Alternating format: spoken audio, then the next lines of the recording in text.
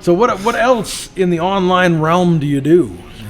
Well, most of my revenue or my income is from online coaching, but I do get like sponsorship payments from like EHP Labs. That's one of them. Supplement sponsor. Jed North's my clothing sponsor line. And then I get like the one-off video sponsors over there.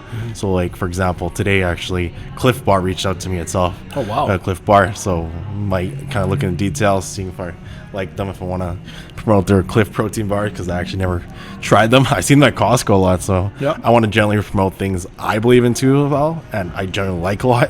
So I don't just partner with anybody or make videos on that. So I gotta be very ethical. Hey, I like that. Yeah, it's gotta really speak to me, and if I really like it, it shows in like how I present it too as well. It's very natural, right? Because I know a lot of people do it like videos for money or all that, because there's some brands that pay a lot of freaking money, right? But like, even though they might pay a lot, I'm like, well, would I use this VPN server? Because like a big one like NordVPN or something like that hit me up. I see them everywhere. Like they gave me a really good offer, and I was like, I don't use VPNs, I don't touch them, I don't really look at them, but the pay was obviously very like lucrative, and I was like, but I didn't take it on because I don't use it.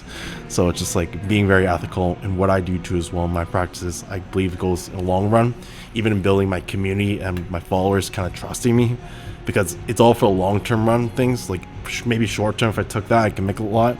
It's all in the long-term run. I'm gonna lose that trust in my audience, I'm gonna lose that authority, and that's matters a lot more. And also my personal branding too as well for my coaching. Like that's what is my bread and butter, what makes me like 95% of my revenue. So it's like I'm not going to sacrifice any of that. No, and it's really difficult to come across that in the online world right now, because everybody, even just for the bragging rights, is saying I've got someone who wants my time, but now you're a slave to them. Whatever the worst, because you're only remembered by the worst thing you do. Doesn't matter what you do that's great, you're always going to be held accountable for the worst thing that you ever did. And while, generating income typically isn't a bad thing, if you make the wrong associations, like you said, your future is never in your current. But what you do now dictates everything that your future, your retirement, your reputation, your character. The people that are going to take you the most seriously later need a solid character, not someone who sold out their personal reputation. Because there's a difference. Reputation is what people think of you. Character is who you are.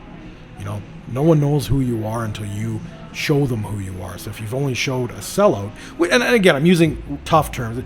I get the online world is all about generating revenue. I'd rather you get money and be able to eat than, go the other route. So let's switch gears, but along that path, a lot of people would love to be where you are. I'm not saying this is easy.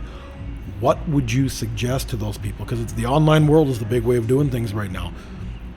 How would you, if someone came to you and said, I don't have a following, I got none of these platforms, but I think I have a message to tell people that's translatable into revenue later on down the road, what would be the one or two pieces of advice you'd give them? Because like you said, you got over 1 million followers. That's a ridiculous amount of money. Wow, look at this. I was going to say it's a ridiculous amount of followers that you could translate into a very large sum of money, which is actually revenue, because money doesn't exist. You guys know that. What would you say to these people? I would say the first thing is document over create, because most people get too caught up on creating like a masterpiece. Like, oh, I have to create this perfect video itself with the perfect edits, but just document what you're doing right now to get to like maybe a specific goal. Right? Maybe it's like I'm doing my bodybuilding competition. I'm going to document what I'm eating every single day. I'm going to document my cardio.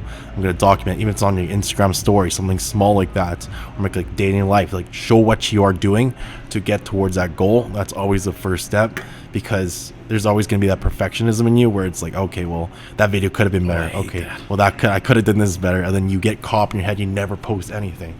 If no one sees anything, well, you're never going to grow. You're never going to get your message across over there. So it's just documenting what you're already doing. Maybe it's for like you, maybe you want to spread a certain message over there for your fitness thing right now for 30 days, right?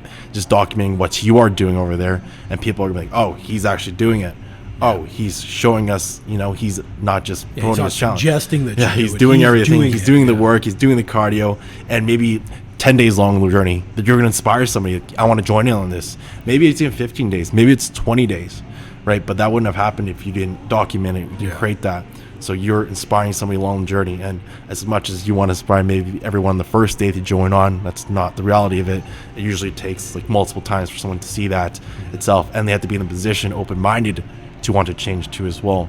So it's just constantly documenting itself and putting yourself out there, because more chances you get or posting something, someone's going to see you, and maybe one video doesn't resonate, maybe the next one does, maybe it's a 10th one over there, right? And that's when you kind of start to build up the following over there, get the engagement, maybe kind of convince them into your fitness challenge kind of going on, get more people on board, and just constantly got to put yourself there, show what you're doing.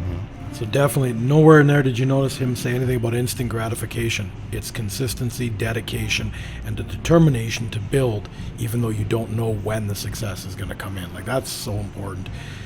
Everybody says they want to be retired. Everybody says they want to be a millionaire, but they have no idea how to get there.